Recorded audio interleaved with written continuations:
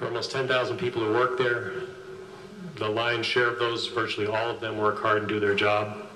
I think what we've seen perhaps is an issue where leadership has become distracted, and it is an issue of leadership today. To begin to go down the path of transparency and better communication with all the policymakers, you will see when I present to this council, here if you'll have me, the final budget for the Department of Water and Power will all be laid out. It'll be laid out in a way which people who live in the city and pay the rates can understand. It'll be laid out in a way where policymakers in this chamber can understand.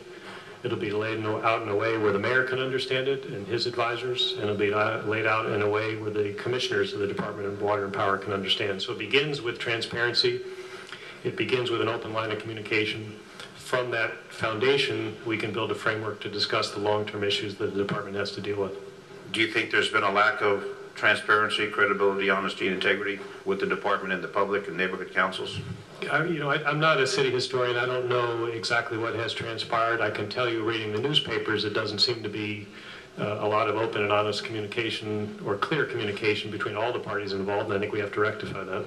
As Councilman Rosendahl is aware, again, we intend to engage with all the different neighborhood councils to make sure that, again, as we, in the context of our full year budget, we will discuss with them what our priorities are, and the same body of information we intend to share with this council about what the strategic issues and choices we have to make sure that they're aware of what those choices are. Meeting with one neighborhood council next week, we will be throughout soliciting their views as the type of individual they wish us to seek.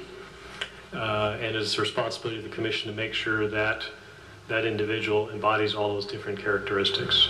I don't believe personally that we should be hiring the chief executive of a department with 10,000 employees, which has a several billion-dollar capital budget, by public referendum of those who live in the city. I think it's important we understand the characteristics they wish us to find. It's important we understand what they see as the priorities for the department, and that should be reflected in the decision that the commission makes.